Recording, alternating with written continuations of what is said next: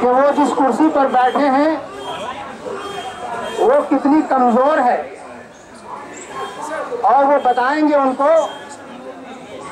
कि जिनको डराने की आप कोशिश कर रहे हैं वो सिवाय खुदा के किसी और से नहीं डरते। जिनको आप झुकाना चाहते हैं वो सिवाय खुदा के और किसी के आगे झुकते नहीं हैं। और याद रखिए, जिनको आप मौत का डर दिखा रहे हैं वो मौत से डरते नहीं हैं, बल्कि मौत के आगोश में आकर वो अपने रब से मुलाकात करते हैं। जो लोग मजलूमाना तरीके से कत्ल किए गए हैं, शहीद किए गए हैं, चाहे दादरी के अखलाक हो, महाराष्ट्र के मोहसिन शेख हो, या मेवात के पहलू खान हो, या जुनेद हो, या और दूसरी जगह नामों की फहरिस्त बहुत बड़ी फहरिस्त है। ये तमाम शहीद, मैं इनको शहीद कहता हूं और मैं उम्मीद करता हूं और पूरा यकीन है कि इन शहीदों का खून रायगा नहीं जाएगा, इन शहीदों का खून बेकार नहीं जाएगा। और मैं आपसे अर्ज करना चाहता हूं कि ये जो हमले मुसलमानों पर, दलितों पर, कमजोर तबकात पर जो आज हो रहे हैं, ये कोई नई चीज नहीं है। ये उस फासिस्ट एजेंडे का हिस्सा है जिसकी शुरुआत 1925 में हो चुकी थी, और 1948 में जिस मानसिकता के लोगों ने महात्मा गांधी की हत्या की, ये वही मानसिकता है। ये वही लोग हैं जिन्होंने 1984 में सिखों का कत्लेआम किया। ये वही मानसिकता है जिन्होंने 1992 में बाबरी मस्जिद को शहीद किया।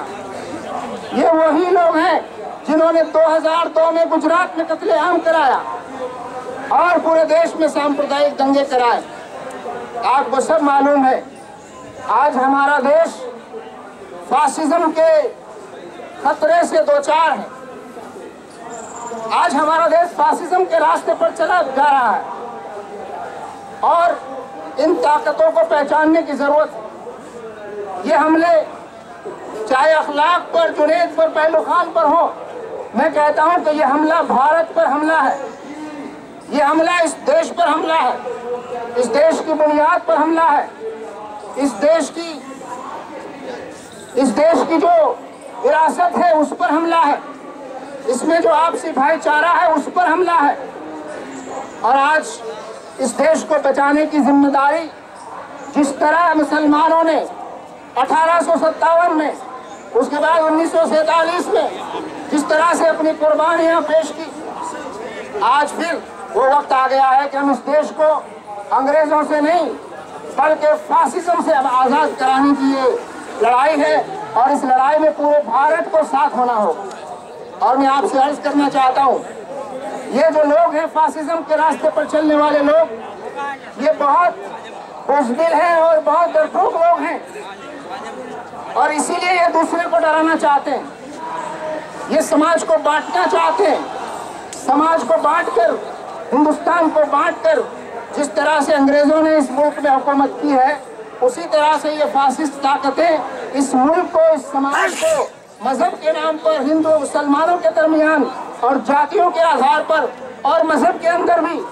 आपस में बांट कर ये इस मुल्क पर हुकूमत और राज करना चाहते हैं। लेकिन हमें उम्मीद है इंशाअल्लाह ये जो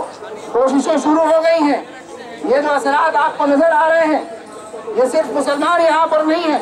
बल्कि पूरा मुल्क, पूरे मुल्क के ज़मीर को हम आवाज़ देते हैं कि जिस तरह हमने मुल्क को आज़ाद कराया अपनी कुर्बानियाँ देकर और कोशिशें करके, आज फिर वो मौका है कि मुल्क हमारी कुर्बानियाँ मांगता है और हम इस मुल्क को फासिज्म के खतरे से आज़ाद कराना चाहते हैं, और ये मुल्क फासिज्म के रास्ते पर हम नहीं जाने देंगे।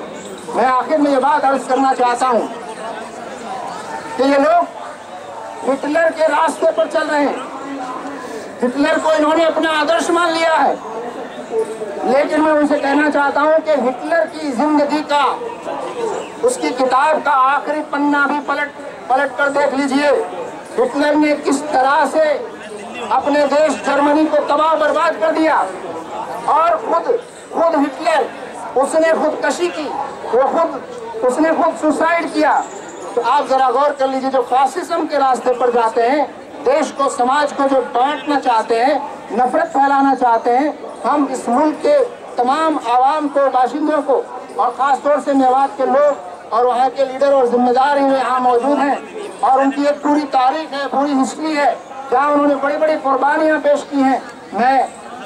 पूरे मुल्क के आवाम से ये अर्ज करना चाहता हूँ कि आज ये मौका है कि हम पूरे देश के समाज को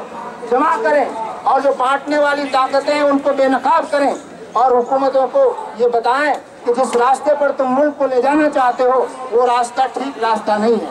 वो रास्ता इस मुल्क को तबाह करने वाला रास्ता है, वो रास्ता तुम्हें खुद को भी तबाह और बर्बाद कर देगा। तुम अपनी दुनिया और आखिरत दोनों की भलाई चाहते हो तो पलट आओ उस रास्ते पर, वो रास्ता उस मालिक का दिखाया हुआ रास्ता है। मैं एक बार फिर मेवात के तमाम जिम्मेदारान को और यहाँ जो लोग मजलूम फैमिलीज के जो लोग हैं उन सबको, और तमाम पार्टीज के और संस्थाओं के लोगों को, पत्रकार भाइयों को, उन सबको मैं शुक्रिया अदा करना चाहता हूँ कि इस पैगाम और मैसेज को